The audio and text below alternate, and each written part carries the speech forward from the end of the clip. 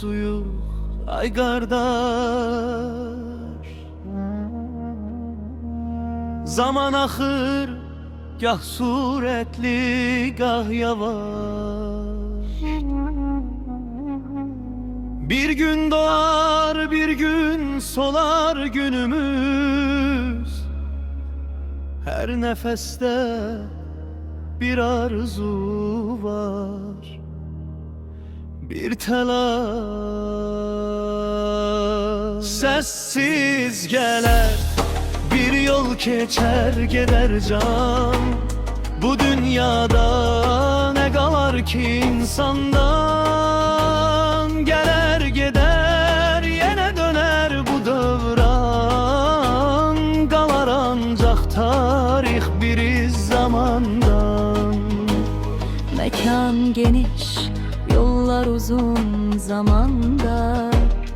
Gedir ömür, her adımda serir yatar. Her daş altta bir nefes var, bir iz var. Biz de bir gün iz koyarıq yadigar. Sessiz gelir, Bir yol keçer gider can. bu dünyada ne kalar ki insandan? Gelir gider, yine döner bu dövran. Kalar ancak tarih bir iz zamandan.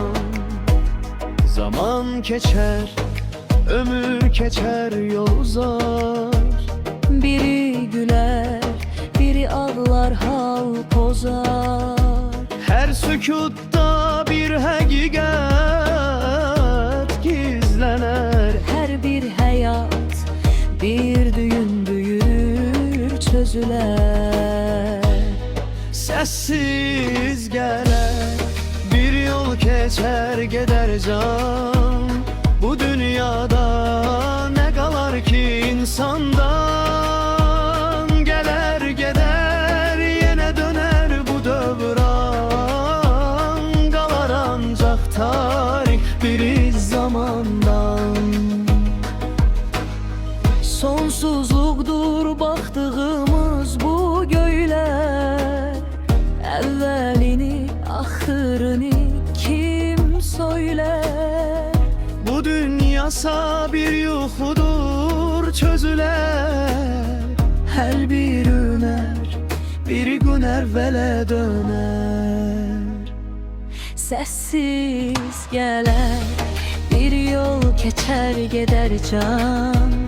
Bu dünyada ne kalar ki insandan? Gelir gider, yine döner bu dövran.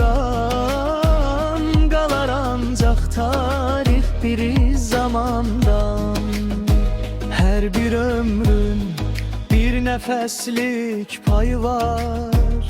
Dünya döner, zaman geçer, iz iter. Kalan ebediyet birdeki sirler. Gelen kalmaz, yıllar evvele döner. Sessiz gelir, bir yol geçer gider can. Bu dünyada ne kalar ki insanlar?